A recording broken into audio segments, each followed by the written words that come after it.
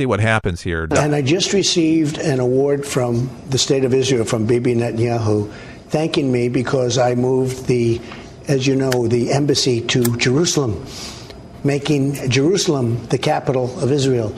And I just did that. Now, how many presidents said they were going to do it and they never did it? Many, many presidents. I won't go over the names, but I can tell you every one of them. I can tell you what every one of them said. I just opened up, and we opened it up. We didn't just name it. It was going to take years and years to build, and it was going to cost over $1 billion. I opened up a beautiful building for $400,000, already opened, saved well over $1 billion, and it's opened there. I had to play the clip because the anti-Semitism that Donald Trump doesn't like Jews.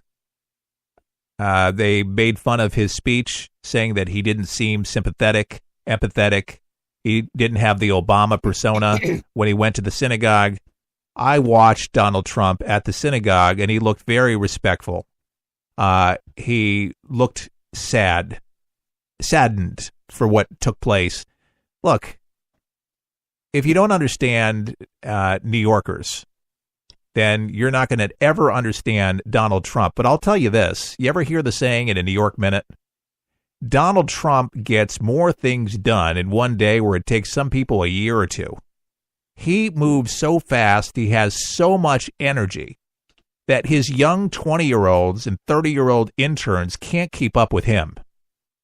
The guy is amazing. Is he perfect? What president is?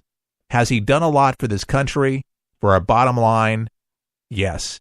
What did Obama do in 8 years to improve race relations? What did Obama do to improve the economy? Seriously. What did he do to help African Americans in general? How about the crime in Chicago? Well, how about the anti-Semitism? The fact that he did not like Benjamin Netanyahu. He hated him. Never mind that. Want to talk about somebody that could have been considered anti-Semitic? He dissed Netanyahu at the United Nations and didn't invite any of his cabinet members because who wants to blow up Israel is Iran. But he stands for photographs with Louis Farrakhan. Yeah. Jesse Hymietown Jackson. Oh, his old Al pastor, Sharpton, too. His old pastor, Jeremiah Wright. Jeremiah Wright. There you go. These are the people he associates with, yet they turn around and say, Trump's an anti-Semite? Please. Give me a break. Please. Look, his son-in-law, his daughter is Jewish. His grandchildren are Jews. And listen, if anybody had a greater friend for America, it's Donald Trump. And listen, we hold something very sacred, and the Judeo-Christian Christians, we're so close, other than we just may not agree on JC. But more Christians visit the Holy Land than any other people on the planet because we share that in common. And that's why they call it the Holy Land, and people will come and continue to come, and we will be the best friend. And he's really, Barack Obama was really the only president to history that dissed as much to Israel. So you want to talk about closing doors and blaming Jews for things and fanning those flames? Look at the reaction of what he did for the whole time that he was in the White House. You think he made things better for Jewish people? Who do you think has done a better job? Who got the embassy open in Jerusalem? No other president did that. I tell you what, Donald Trump does not get enough credit.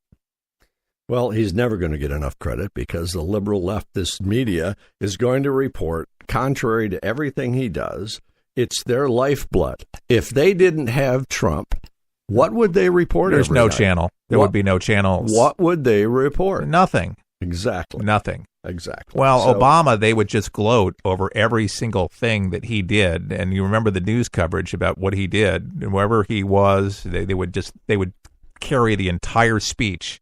Do you think they do that when Trump is talking, at the Veterans Hospital? Do you think they just stop what they're doing? Unless it's something in the Rose Garden or something, there's wars going on or there's Tomahawk missiles going off in Syria. They're not going to cover it. They're not going to give him that credit. They didn't cover the end of the Korean War after 13 presidents. Please. Look, it's the same people that called Ronald Reagan a dunderhead. But it's interesting enough, now those same liberals that called him a dunderhead are actually calling him a great president. Only history will tell where this president will measure up, but I'm liking so far what's happening. But you have to get out and vote.